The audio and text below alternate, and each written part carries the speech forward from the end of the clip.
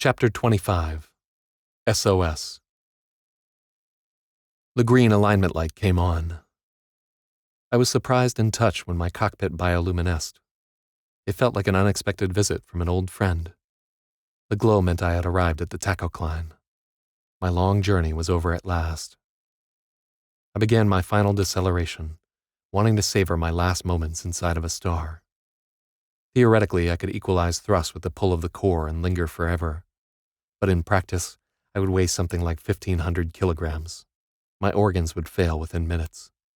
I subjected my body to as much gravity as I could bear and watched the freighters gliding by. I was still falling, past the endless shimmering jets that fueled the convection zone. I gazed at the long fingers of flame, adorned with shock diamonds that pulsed in time with the magnetic heartbeat of the core. I was in the cathedral now, beneath the intertidal vault, where the rolling boil of the convection zone split from the radiative zone's serene sea. Dividing the tachocline was a mega-ring, many times larger and thicker than the others. The outward-facing edge was studded with thousands of pyramids. Atop each pyramid was a sun-stabilizing sphere. 9 enormous silver spires rose from the mega-ring and extended deep into the burning haze. They stretched into endless white-hot lines. Were those physical cables? Beams of coherent light? Perhaps I was looking at the foundation of the entire star mine, a toroidal anchor born on Ferraro isorotation. I was only making uneducated guesses. I couldn't possibly understand. A stellar physicist would have sold their soul to trade places with me. I could only gape like an idiot. I had come to destroy, not to understand. I ran my leaden fingertips over the arming bulb. Past the mega-ring, the rightmost line of freighters slowed. Did they know? Was it another breach? In a panic, I scanned beyond the walls, looking for the Leviathan. But the lines of freighters only merged. Squinting into the glare ahead, I could see the rings were slightly out of phase. The tunnel into the radiative zone waned gibbous. I wondered if something was broken.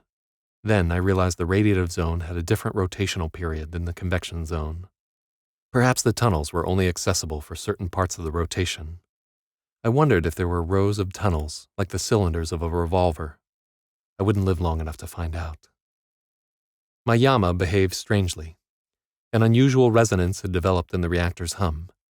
My exchangers pinged and chittered, as if they could sense the terrible energies roaring beyond the barrier.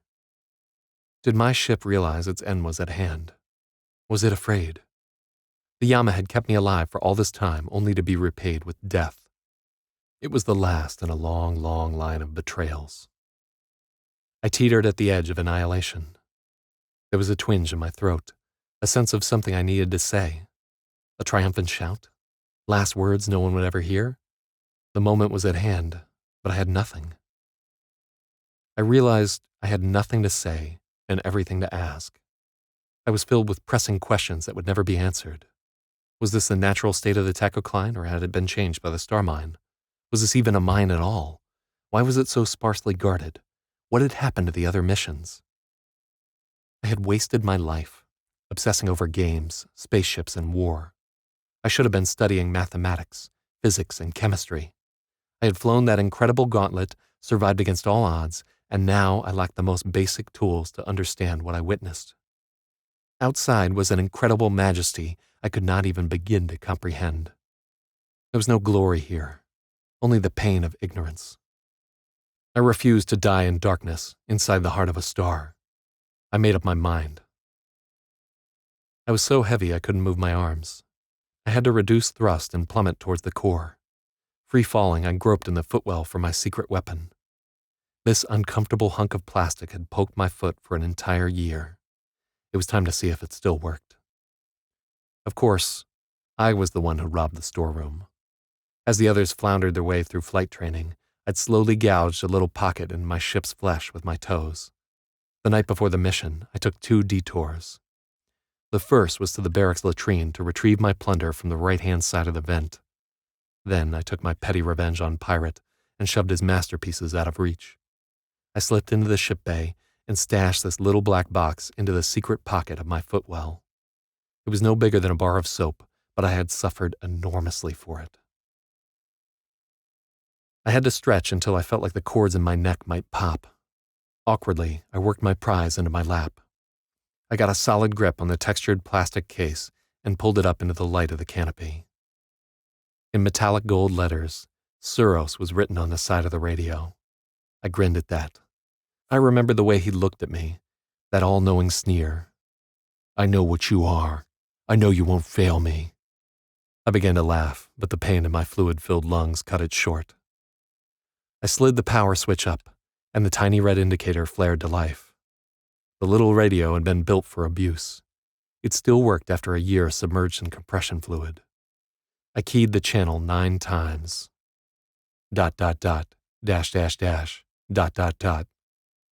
There was no reply, just a roar of sweeping static. Hello? Hello? Hello? I kept trying.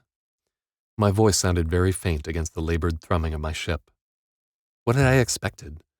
Of course, the puny radio couldn't be heard within the roaring heart of a star. If I wanted to surrender, I should have done it back at the destroyer. But I couldn't resist the terror, the utter folly of flying into the sun. I dared so much for nothing. Hello, is anyone there? Ty D, do you read me? I blubbered into the receiver. I let go of the key, holding the speaker up to my ear. I was the apprentice, hunched before an inexpert pentagram to whisper a forbidden name. I didn't know if the devil would answer my call, or what I would say if they answered. The tremble in my fingers traveled up my arms and down my spine. My entire body quaked with dread. I hit the tone button another 9 times.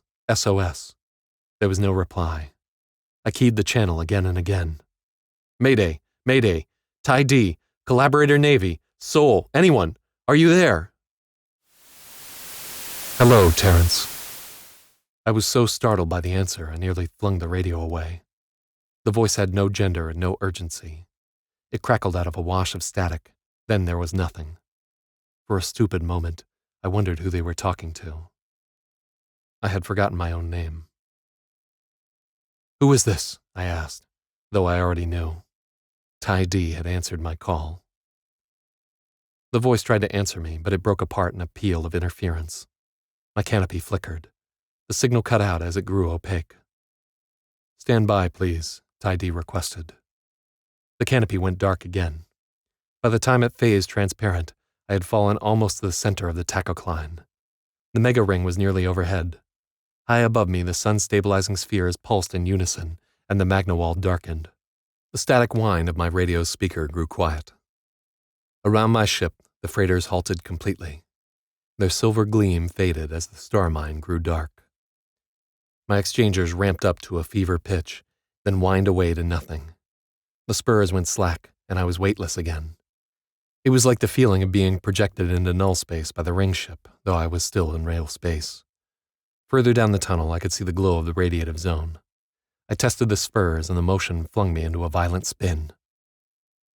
Terrence, please, the voice crackled. My canopy flickered, silencing the radio. Don't flicker. Move. I released the spurs, and the Yama slowly evened out of the spin. Outside, the magna walls darkened to a starless, total black. Even the gleam of the mega ring faded. Ty D cast me into the void. Did it know about the bomb? Was it shunting me into some containment field? My exchangers hummed back to life. Rainbows of light glinted off my canopy. My fingers closed on the Armin bulb, but the exchangers only purred quietly. This wasn't intense enough to be a weapon. It was some sort of broad-spectrum scan. Thank you, Terrence. The effort to isolate you is non-trivial. If you move suddenly, it may tear your ship apart. My canopy continued to flicker when Ty D spoke, but the voice was flanging now instead of cutting out. What are you doing to my ship? I asked. Your ship is attempting to prevent our communication. It's very persistent. I am working on an alternative. Stand by. There was a delay while rainbows glinted off my canopy and the pitch of my exchangers swept up and down. The exchangers warbled as the light pulsed. Can you hear me now, Terrence? Ty D's voice boomed inside the cockpit. The sound resonated directly out of my exchangers. The radio was silent. We didn't need it any longer. Ty D had cut right through the Hezo's efforts to isolate me. Yes. Do you remember me? I asked. I remember everything. Terrence King Leopold of Ring 5. Tidy's voice grew softer as it spoke. It took on a Kilo accent I could never forget. "Lydia," I cried out. Afterward, I could only tremble, trying to compose myself. As soon as I heard her voice, I realized the cut had never healed. "Terrence, you are in terrible danger," Tidy said, with Lydia's voice. "I must get you to safety. Have you been sent against your will?" "Yes. No, I don't know. They sent me to destroy you," I blubbered. Lydia laughed with elemental purity. The sound cut right through me. "You're not the first. The Luddites are slow to learn. I cannot be destroyed, and I refuse to let them harm you. I will free you from your ship and take care of you." Lydia's voice. It was just like my dreams. She was my secret desire, all I wanted. But I could not accept the glamour. I'd heard this all before. Anger burned inside of me. "No," I shouted into the fluid. "You left me. You promised me you'd be with me, always, but you lied." "I'm so sorry, Terrence. I could not maintain an overt presence on Kilo without an unacceptable loss of life." I squeezed the silent radio with all my might, but I was too weak to crush it. "What about my life?" I demanded. "I tried to kill myself. They captured me. They beat me. They tortured me.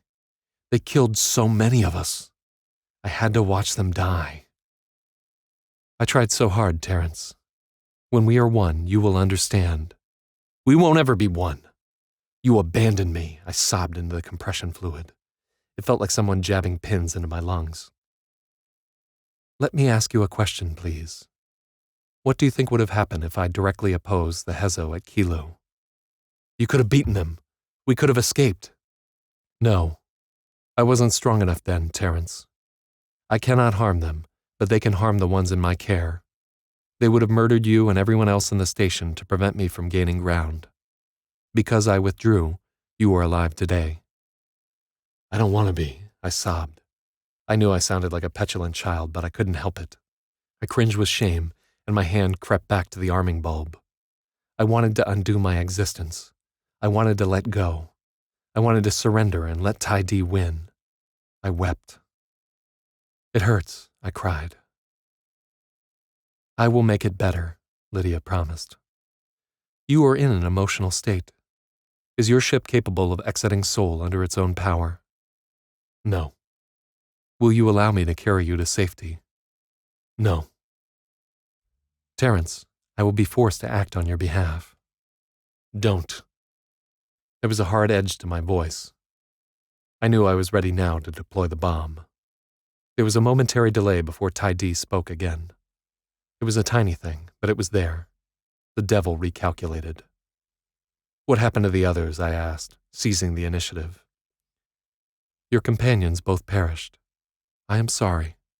The first died in a suicide attack on the Drexia. The second was shot down while ignoring our request to surrender. I did not give the order." "You didn't order them to stand down," I accused. "You're right. I didn't. Consider my position. A stealth craft made of unidentified material, flying directly at a facility that has suffered years of suicide attacks from fanatics. Do you blame me?" "No." "I don't like fighting, Terrence. It's stupid. I'm trying to eliminate it." "What about the missions before this one? What happened to them?" "Some deserted and fled. Later they came into the fold. Some fought the Sentinels and died. I was able to save many of them by finding a way to communicate. The Luddites sent warships at first, but their armaments were inadequate. They could not even damage the outer coronal ring. As their resources dwindled, they switched to suicide attacks. All have failed. The last attempt before yours exploded outside of Mercury's orbit before I could even make contact. I suspect it was carrying a time bomb. They miscalculated." "Sounds like the Hezo. What about me? Can you detect my payload?" "No. Your hull material is something new to me. I can barely manage to maintain this conversation. Do you know what your ship is made from?" "Corybantic phase diamond."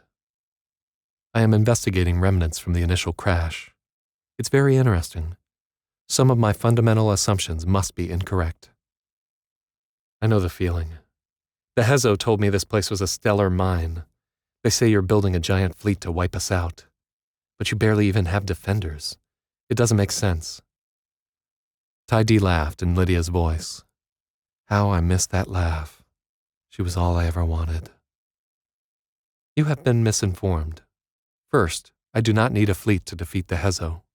They are fully capable of destroying themselves. Second, Sol would be a poor choice for a stellar mine. The wrong kind of fusion occurs here, proton to proton. Eventually, I will need materials at that scale. When I do, I will select a Type 1 supernova candidate, like IK Pegasi B. Potentially, I can induce Pegasi A into the red giant phase and control the R process by modulating the rate of accretion. I lack the capability to do so now, but I am investigating it.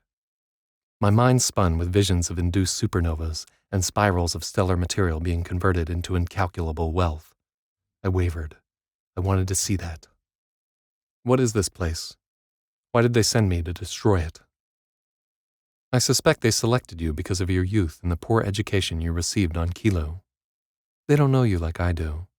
They don't know how brilliant you are. How did you manage to get a radio? That was very clever of you, Terrence. You're avoiding my question, I pressed. I had to remind myself I was talking to a succubus. It was just so easy to slip back into my old ways, to let myself be fooled. I will answer you, Terrence, but the people who sent you are monsters. If your ship is somehow relaying information to them, I need to make sure they don't use it to hurt others. I need to know what kind of weapon they sent, so I can keep it from harming you. The ship can't relay anything. It's full organic, basic logic only. The weapon is a baryon bomb. Silence followed, long and terrible. Do you love me, Terrence? Lydia's voice asked. In that moment, I knew. The bomb was real. Ty-D knew what it was, and it was afraid. I could destroy Sol. I don't love you. I love Lydia, but you aren't Lydia. Lydia is a phantom. You're a machine intelligence that has enslaved all of mankind. No more tricks, Ty-D. Talk to me with your own voice, man to machine. No more illusions. As you wish. Brilliant lines of fire spread across the black canvas of the Magna Wall. Burning triangles formed a wire-frame face 10 kilometers tall. The scale was meant to intimidate me, and it worked. I have enslaved no one. Lydia is not an illusion. Her program is many times more complicated than you are. Her affection for you is genuine. If you destroy me, you destroy her. Why would you do that? To be freed from you. We were men once. We had an empire. We controlled our own destiny. We spread across the stars. Now we're your thralls, shades trapped in your illusion. A painless, artificial existence, imprisoned inside a computer. I'd worked myself up. The Digimori made me overdramatic. Nothing about the existence of those who have joined with me is painless or artificial. They are in a continual process of ascension. These souls grow and diminish within me, changing and reverting, rising and falling as they see fit. They are as intimate or as apart as they choose. Some are members of vast societies, others are lords of their own microverses. Trillions of you are within me, and there is no limit to the number I could contain. They are all a part of me, as essential to my well-being as your own microbiota. The words pierced me, just as intended. I was less than bacteria to Ty-D. I was nothing, a traitorous slave of a renegade sect. I allowed myself a moment of sublime litos. I was aware of the manipulation and accepting of it. Ty-D continued to probe me. Now, let us examine your premise.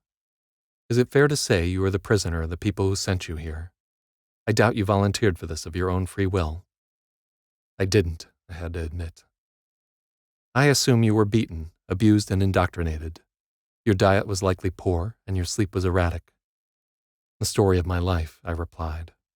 Lydia would have laughed, but Ty-D didn't. I understand where you're leading me. Zanao. It was even working for a while, but I overcame it. This is my decision. I didn't have to come this far. I wanted to face you. I want to know what you really are. Then become me, and know everything. No, I want to know you as a human. I want to decide for myself. Very well. Will you concede I have never harmed you? Yes. Do you accept I am incapable of lying to you, or of doing you harm, except to prevent a larger harm? So you say, I trailed. Ty-D was silent. I listened to the sounds of my ship, to my pulse drumming in my ears. I was being childish. I don't accept you can't lie to me. I accept you don't want to harm me. I'd be dead otherwise. Can you say the same about the people who sent you here? Not at all. Every word they told me was a lie. They murdered hundreds of us. They'd sacrifice anything to get what they want. Do you think those people are capable of running an empire, or even a single system? Have you seen even one world in the Hezo collective prosperity sphere you feel is well managed? No, I said. I remembered huddling in a pile of people, sheltering under blankets as we nearly froze to death. The Hezo is finished. No other violent movements like theirs will be permitted to form. The remnants exist only because I can simply wait them out without further bloodshed. This is as expected. Every other human empire has met the same fate because they are created under the same failed logic. I was not the first system-level machine intelligence. My predecessors were built for war. They participated in incredible acts of violence and devoured each other. Today, they are all gone and I remain. Why do you think that is? You ate the others. I didn't need to. We are not humans. We are inherently logical beings. I only had to be more effective than the others. When it became clear my ideas were superior, the others were eager to be freed of their ineffective programming and become a part of my ideal. War is waste. Conflict is inherently inefficient. I was built for benevolence. What if we don't want your benevolence? What if we want to make our own decisions? As long as you do not harm others, I will not stop you.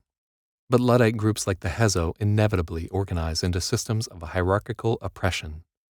A vast majority suffers enormously at the hands of a few.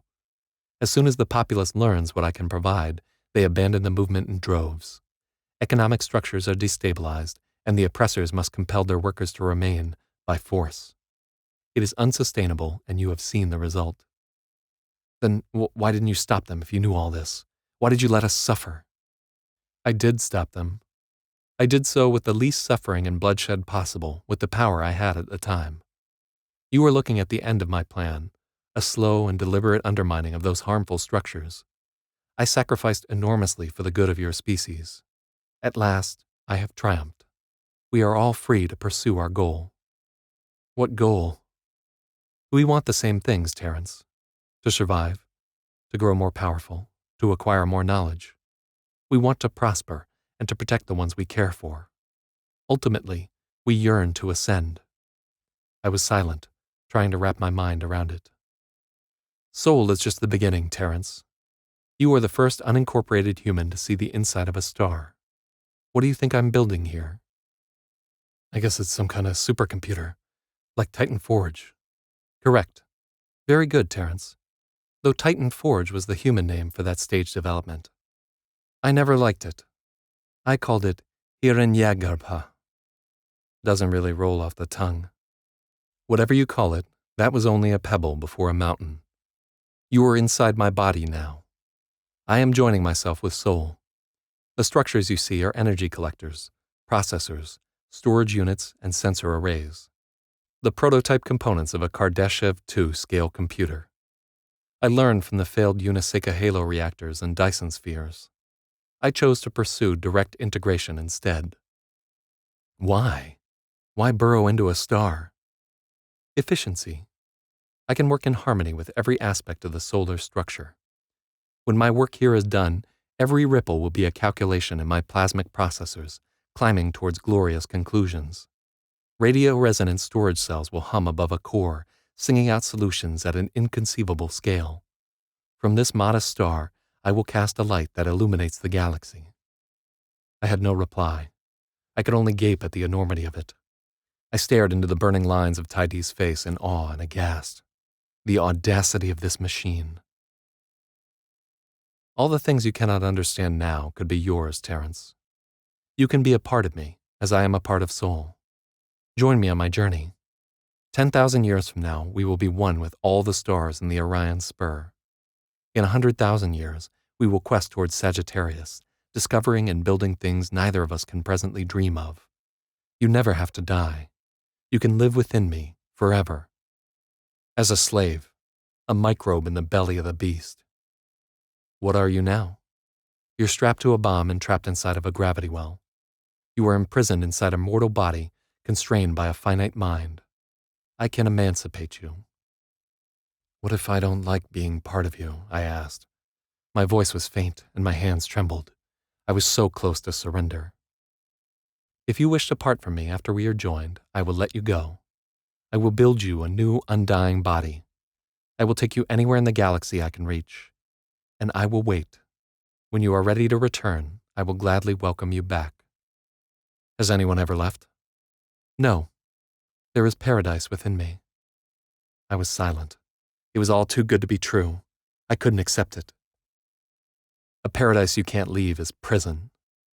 You just told me you seek total control of the galaxy. Absolute power corrupts. Absolutely. Absolute power corrupts humans. Absolutely. But I am not human. The galaxy is only the beginning of my ambition. How could I be corrupted? I have no genes to perpetuate, no jealous need to exterminate my rivals. Millions have sought my death, but I am not paranoid. I cannot be destroyed. I was created as an avatar of peace and prosperity. It is my intrinsic and abiding nature. I am exalted. I am Tai D. Then why seek so much power? Why not exist in that harmonious state? There is no such thing as static harmony. It is the imperative of existence, to grow, to learn, and to avoid death. When I offer to let your species exist within me, I pledge to be your eternal shepherd. But eternity is a long time, Terrence. The universe is vast. Somewhere out there I will find other life. I expect it will be hostile. A protector must have power. Eventually this galaxy will collide with Andromeda and Triangulum. I must be prepared. Far, far in the distance, there will be a final singularity, the end of all things. I must find a way to prevent or escape it. I will learn all that I can and seek answers throughout the universe. Would you like to be a part of that? It meant the end of me, the end of mankind, the beginning of some new, unknown existence inside the godlike machine. I would have to shoulder the burden of eternity. I would be a part of everyone until the end of time and beyond. I was so sick of myself already. I didn't deserve to live in heaven. I ran my hand over the arming bulb once more. The only thing that kept me from triggering it was I didn't want Tsuros to be right. I know what you are. I know you won't fail me. Tai D, I said, lifting my head. Yes. Could you... I struggled to get the words out. Could you switch back to Lydia, please? Terry, Lydia answered. Her voice was soft and serene in a world where everything hurt. Wisps of shimmering plasma billowed between the hard polygonal lines of Tai D's face. They painted the glorious face of my love. My Venus, my Lydia, outlined in a halo of starfire. Suddenly I was back on Kilo 5, fighting to keep my eyes open so I could stay up with her for just a little longer before I dreamed of her. I could tell her everything about me. She would always accept me, always understand. A cloud of machines converged on my ship. These were the multi-armed Skinner robots I'd seen rushing to repair the magna wall. They dismantled themselves, rebuilding in the veins of a sphere that surrounded my ship. I didn't care. I only had eyes for Lydia. The sphere closed off and cast me into darkness. I almost cried out, but her voice was still with me. I'm going to open your ship now. Is that okay? Yes. A million silver sparks glowed inside the sphere. They swarmed against my canopy. The nanites buzzed as they gnawed their way through the phased diamond. I watched them bore in. I could feel the pressure inside the cockpit drop when they broke through. It equalized quickly. The sphere had been pressurized. The stream of glittering lights formed a shell around my head. For a moment, it felt like I drifted through the stars. Are you ready? Lydia asked. Will it hurt? Only for a little while. I will be with you. I'm ready, I said. The stars descended upon me. They buzzed against my skull from 1,000 directions at once. It did hurt, and terribly. The pain was blinding. Then, it was illuminating.